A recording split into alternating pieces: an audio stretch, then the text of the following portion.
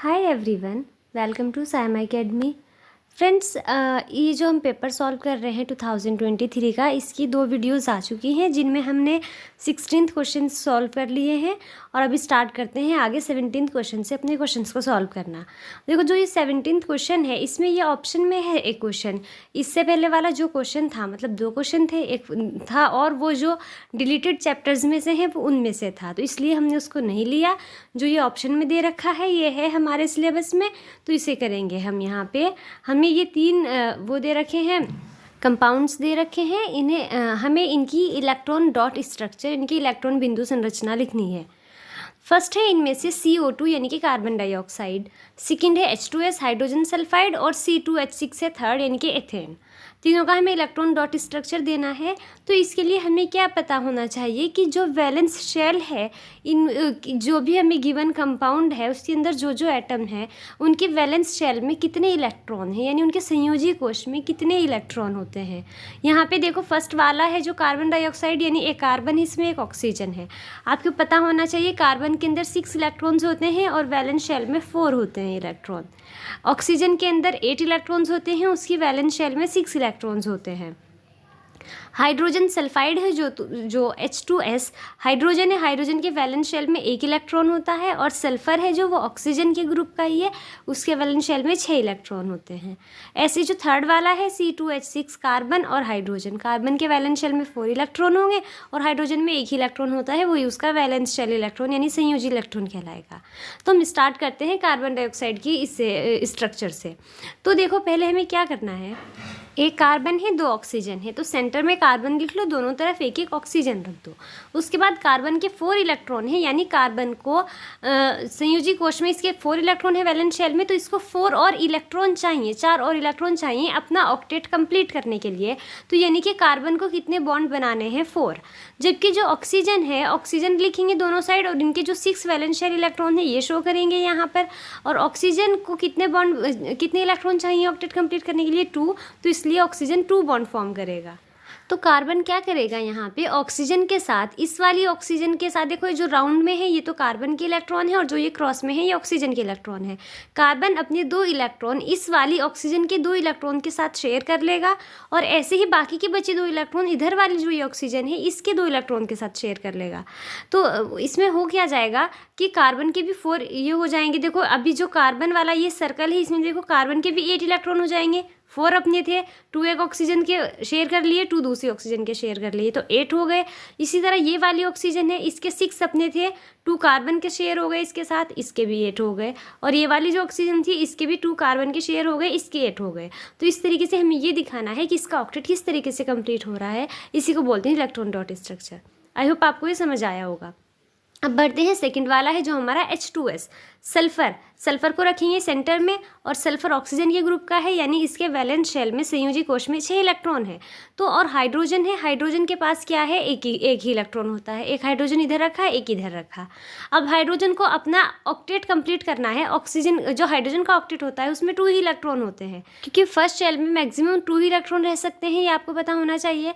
तो सल्फर के 6 इलेक्ट्रॉन हम इस तरीके से लिखेंगे, 2 ऊपर लिख दो, 2 नीचे, एक इस साइड करो लेफ्ट साइड और एक राइट साइड। जो ये लेफ्ट साइड वाली हाइड्रोजन है ये सल्फर के एक हाइड्रोजन के साथ बॉन्ड बनाएगी, यानी कि इलेक्ट्रॉन की शेयरिंग होगी इनके बीच में। और जो राइट वाली हाइड्रोजन है ये भी सल्फर के 1 इलेक्ट्रॉन के साथ अपने इलेक्ट्रॉन शेयर करेगी। तो इस तरीके से सल्फर ने हाइड्रोजन के 2 इलेक्ट्रॉन के साथ अपने 2 इलेक्ट्रॉन शेयर किए, तो सल्फर का ऑक्टेट कंप्लीट हो गया। और ये हाइड्रोजन का, यहाँ पे देखो हाइड्रोजन के भी जो सर्कल है उसमें 2 इलेक्ट्रॉन आ गए। तो ये H2S का इलेक्ट्रॉन डॉट स्ट्रक्चर है। नेक्स्ट है कार्बन, ये जो C2H6 इथेन है। इथेन का कैसे करना है, 2 कार्बन है, एक कार्बन ये रखा, एक कार्बन रखा, सेंटर में रख दिया। अब 6 हाइड्रोजन है, 3 हाइड्रोजन के साथ, तो ये वाला जो लेफ्ट वाला कार्बन है 3 हाइड्रोजन के साथ, तो ये अपने 3 इलेक्ट्रॉन शेयर कर लेगा। बाकी के जो 3 हाइड्रोजन है उसके साथ ये दूसरे वाला कार्बन अपने बाकी के 3 इलेक्ट्रॉन है वो शेयर कर लेगा। फिर दोनों कार्बन का एक इलेक्ट्रॉन बचता है, उसको ये आपस में शेयर कर लेंगे, जिससे ये कार्बन और कार्बन के बीच बॉन्ड बनेगा। तो ये इस तरीके से एथेन का इलेक्ट्रॉन डॉट स्ट्रक्चर हुआ। ठीक है, आप इसको बना के देखोगे, ज़्यादा मेहनत की चीज़ नहीं है, 2 से 3 बार बना के देखोगे तो ये आपको आ जाएंगे। आपको वैलेंस शेल यानी संयोजी कोश के इलेक्ट्रॉन पता होना चाहिए, एटॉमिक नंबर यानी कि परमाणु संख्या पता होना चाहिए, फिर आप इसको आसानी से कर लोगे। नेक्स्ट है 18th क्वेश्चन। व्रकाणु ये नेफ्रॉन की रचना तथा क्रियाविधि का वर्णन कीजिए। Describe the structure and functioning of nephrons. तो हमें नेफ्रॉन का स्ट्रक्चर और फंक्शन बताना है। पहले इसको हिंदी में देखते हैं, नेक्स्ट स्लाइड में इंग्लिश में देखेंगे। तो देखो हिंदी में वृक किसे कहते हैं? किडनी यानी कि गुर्दा। वृक में आधारी निस्यंदन एकक बहुत बारीक भित्ति वाली रुधिर कोशिकाओं का गुच्छ होता है। यानी जो फिल्टर होता है किडनी के अंदर ब्लड को फिल्टर करने के लिए एक जो बहुत बारीक भित्ति वाली रुधिर कोशिकाएं जो ब्लड सेल्स होती हैं उनका गुच्छ होता है, ग्रुप होता है। वृक में प्रत्येक कोशिका गुच्छ एक नलिका के कप के आकार के सिरे के अंदर होता है। देखो ये जो डायग्राम है इसमें ये है कोशिका गुच्छ यहाँ पे, तो ये क्या है? यहाँ पे ये कप के आकार का है जो स्ट्रक्चर दिख रही है राउंड सी, इसके अंदर रहता है ये कोशिका गुच्छ। और ये जो स्ट्रक्चर है राउंड सी, इसमें जो छना हुआ मूत्र है, यूरिन है, वो इकट्ठा होता है। हर वृक में ऐसे अनेक निस्यंदक एकक होते हैं जिन्हें वृक्काणु या नेफ्रॉन कहते हैं। दोनों किडनी में 2 किडनी होती हैं, दोनों किडनी में से बहुत सारी फिल्टरेशन यूनिट होती हैं। इन्हीं फिल्टरेशन यूनिट को यानी कि जिनमें जो यूरिन होता है उस फिल्ट्रेशन होता है, उसके अंदर से सब्सटेंसेस का, पदार्थों का निस्यंदन होता है, उन्हें नेफ्रॉन कहते हैं। ये आपस में निकटता से पैक रहते हैं, यानी बहुत सारे नेफ्रॉन होते हैं और सारे बहुत बारीक एक दूसरे के काफ़ी पास होते हैं। आरंभ में ग्लूकोज, अमीनो अम्ल, लवण, जल आदि कुछ पदार्थ निस्यंदन में रह जाते हैं। निस्यंदन का मतलब है जो छन के आता है ना नीचे, तो उसमें पहले ये आ जाते हैं, ग्लूकोज, अमीनो अम्ल, लवण, जल, ये सब आ जाते हैं। लेकिन जैसे जैसे इस वृक्काणु में से मूत्र प्रवाहित होता है, इन पदार्थों का चयनित छनन हो जाता है। चयनित छनन का मतलब है कुछ पदार्थ हैं जो वो अलग हो जाते हैं और कुछ का दोबारा से अवशोषण हो जाता है। वृक्काणु को डायलिसिस का थैला भी कहते हैं, ठीक है, क्योंकि इसकी प्यारी नुमा संरचना बोमन संपुट में स्थित कोशिका गुच्छ की दीवारों से छनता है। मतलब जो रक्त का निस्यंदन होता है, फिल्टरेशन होता है, तो जो यहाँ पे ये राउंड स्ट्रक्चर है बोमन संपुट, इसमें छनता है ये। रक्त में उपस्थित प्रोटीन के अणु बड़े होने के कारण छन नहीं पाते, तो वो तो नहीं छनते, ऊपर ही रह जाते हैं, जबकि ग्लूकोज और लवण के जो अणु छोटे होते हैं वो छन जाते हैं। ओके, ये स्ट्रक्चर है इसकी। अब इसे इंग्लिश में देखते हैं। Structure of nephrons. Nephrons are basic filtration unit of kidneys. Kidney की बेसिक फिल्टरिंग यूनिट है। Each kidney possesses a large number of nephrons. दोनों किडनी में बहुत सारे नेफ्रॉन्स होते हैं, अप्रॉक्सीमेट 1 to 1.5 मिलियन नेफ्रॉन होते हैं एक किडनी में। कॉम्पोनेंट्स है नेफ्रॉन के ग्लोमेरुलस, बोमेंस कैप्सूल और लॉन्ग रेनल ट्यूब्यूल। तो आपको जो डायग्राम बनाना है उसमें ये चीज़ें शो करनी है, जो मेन सारी नेमिंग नहीं करनी, पर जो इंपॉर्टेंट चीज़ें हैं वो आपको शो करनी है डायग्राम में। फंक्शन क्या है नेफ्रॉन का? The blood enters the kidney through the renal artery which branches into capillaries associated with the glomerulus. जो ब्लड है किडनी में एंट्री करता है रेनल आर्टरी के थ्रू। यहाँ पे ये रेनल आर्टरी, यहाँ से ब्लड किडनी में एंटर करेगा। Water and solute are transfer to Bowman's capsule. इसके अगले वाली यहाँ पे जो स्ट्रक्चर है बोमेंस कैप्सूल है, तो जो वाटर और सोल्यूट है वो यहाँ पे आ जाएंगे बोमेंस कैप्सूल में। In the proximal convoluted tubule glucose and salts are selectively reabsorb. जब इस ट्यूब्यूल में से जो ब्लड है वो पास होता जाता है, तो ग्लूकोज और सॉल्ट होते हैं जो वो रीएब्जॉर्ब हो जाते हैं, यानी कि वापस से अंदर ही आ जाते हैं। Now filtrate moves down into the loop of Henle. अब ये हेनले लूप है, जो ये लूप बन रहा है, इसमें को जो फिल्ट्रेट है वो आगे पास होता जाता है, and then move upward to the distal convoluted tubule and finally into the collecting duct. और ये फाइनली जो ये कलेक्टिंग डक्ट है इसमें जाके स्टोर हो जाता है, ये सारा फिल्ट्रेट इसमें स्टोर हो जाता है। तो ये स्ट्रक्चर और फंक्शन इस तरीके से नेफ्रॉन का आपको इसमें डायग्राम भी बनाना है, तो इसकी अच्छी तरह से प्रैक्टिस कर लेना। अब नेक्स्ट क्वेश्चन है 19th। इसमें आपको स्ट्रक्चर बनानी है। एक तो ह्यूमन एलिमेंट्री कैनाल यानी कि जो मानव पाचन तंत्र है, और दूसरा है लॉन्गिट्यूडिनल सेक्शन ऑफ फ्लावर, पुष्पीय अनुदैर्ध्य काट। इन दोनों का आपको डायग्राम बनाना है। फ्लावर वाला है जो, ये तो बहुत ही सिंपल है। इसमें 3 चीज़ें आपको दिखानी है, एंथर, स्टिग्मा और ओवरी। एंथर है जो वो जो मेल पार्ट है फ्लावर का, उसका पार्ट है, और जो स्टिग्मा है और ओवरी है वो दोनों फीमेल वाला जो पार्ट है उसका उसके अंदर आते हैं ये दोनों। तो इसको आप अच्छी तरीके से प्रैक्टिस करना, और जितनी आपको चीज़ें पूछी हैं कि आपको ये इसके अंदर शो करनी है, सिर्फ वही करनी है, बाकी चीज़ें नहीं करनी। इसी तरीके से जो डाइजेस्टिव सिस्टम है इसकी भी आपको प्रैक्टिस करनी है। इसमें आपको शो करना है स्टमक, लिवर और लार्ज इंटेस्टाइन। मतलब बनाना पूरा है, नेमिंग आपको इन 3 चीज़ों की करनी है, ठीक है। नेक्स्ट है 20th क्वेश्चन। फ्लेमिंग का वाम हस्त नियम लिखिए। State Fleming's left hand rule. तो देखते हैं, देखो क्या कहता है फ्लेमिंग का लेफ्ट हैंड रूल। हिंदी में देखते हैं पहले। फ्लेमिंग का वाम हस्त नियम यानी बाएं हाथ का नियम ये कहता है कि अगर हम अपने बाएं हाथ की तर्जनी होती है जो थम की यानी अंगूठे के पास वाली फिंगर होती है, अपने बाएं हाथ की तर्जनी, मध्यमा यानी कि जो मिडिल फिंगर है, और अंगूठे को हम परस्पर लंबवत दिशा में फैलाएं। लंबवत का मतलब है एक दूसरे से 90 डिग्री के एंगल पे हम उनको फैलाएं, जैसी तरीके से इसमें दिखा रखा है यहाँ पे। तब अगर जो तर्जनी है यानी कि अंगूठे के पास वाली फिंगर है वो तो शो करेगी चुंबकीय क्षेत्र की दिशा को, और जो मिडिल फिंगर है वो करेगी चालक में प्रवाहित विद्युत धारा यानी कि करंट की दिशा को करेगी। और उस टाइम पे जो अंगूठा है वो शो करेगा कि बल किस दिशा में लग रहा है, चालक पर लगने वाले बल की दिशा की ओर संकेत करेगा। ठीक है, ये है आपका 1 नंबर में पूछा है। इंग्लिश में देखो, Fleming's left hand rule states that if we arrange our thumb, four finger and middle finger of the left hand perpendicular to each other, अगर हम अपने इन तीनों फिंगर्स को, थंब को, मिडिल फिंगर और फोर फिंगर को एक दूसरे के परपेंडिकुलर अरेंज करें, तो जो थंब है वो तो डायरेक्शन बताएगा फोर्स की, direction of the force experience by the conductor, और जो फोर फिंगर है वो करती है पॉइंट करेगी, इशारा करेगी towards the direction of the magnetic field, और जो मिडिल फिंगर है वो पॉइंट करती है towards the direction of the electric current. Okay, next question है इसका, इसके अंदर सेकंड पार्ट है, मतलब ये दो विद्युत बल्बों ए तथा बी में क्रमशः 60 वॉट 240 वोल्ट तथा 100 वॉट 240 वोल्ट अंकित है, गणना करके बताइए किसका प्रतिरोध अधिक होगा। Two electric bulbs A and B are marked 60 watt 240 volt and 100 watt 240 volt respectively।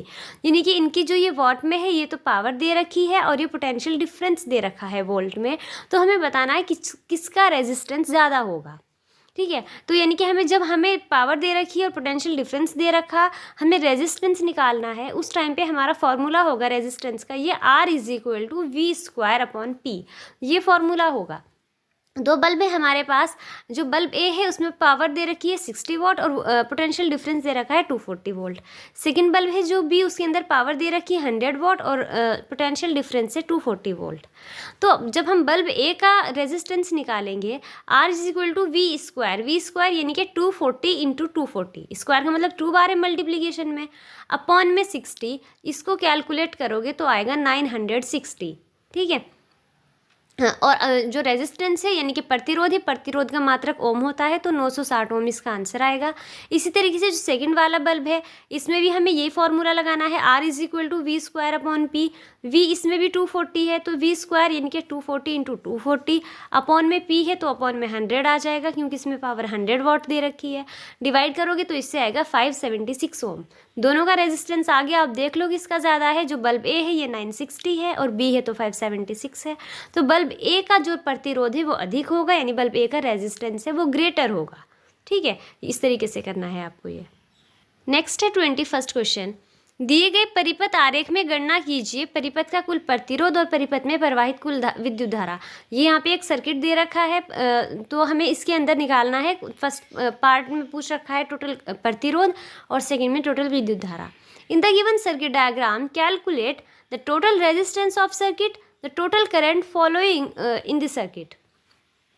तो पहले हमें रेजिस्टेंस निकालना है। तो देखो यहाँ पे जो ये सर्किट है इसमें 3 प्रतिरोध लगे हैं, ये 3 रेजिस्टेंस लगे हैं, 4 ओम, 6 ओम और 12 ओम का, किसमें पैरेलल कॉम्बिनेशन में यानी कि समांतर क्रम में।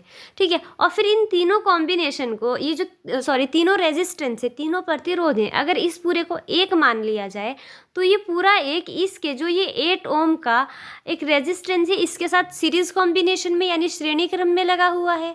तो इसमें कैसे निकालेंगे टोटल रेजिस्टेंस? पहले तो जो ये समांतर क्रम में लगे हैं इनका तुल्य प्रतिरोध निकालेंगे, यानी जो पैरेलल कॉम्बिनेशन में लगे हैं इनका टोटल रेजिस्टेंस निकालेंगे, और जो आंसर आएगा इन तीनों का टोटल रेजिस्टेंस, उसको जो ये सीरीज, जो इनके साथ सीरीज कॉम्बिनेशन में लगा है इसके साथ सीरीज में ऐड कर देंगे, श्रेणी क्रम में ऐड कर देंगे, तो टोटल रेजिस्टेंस निकल जाएगा। ठीक है, तो जो resistance R2, R3 and R4 हैं ये पैरेलल में है, तो इनका टोटल रेजिस्टेंस कैसे निकलेगा समांतर क्रम में?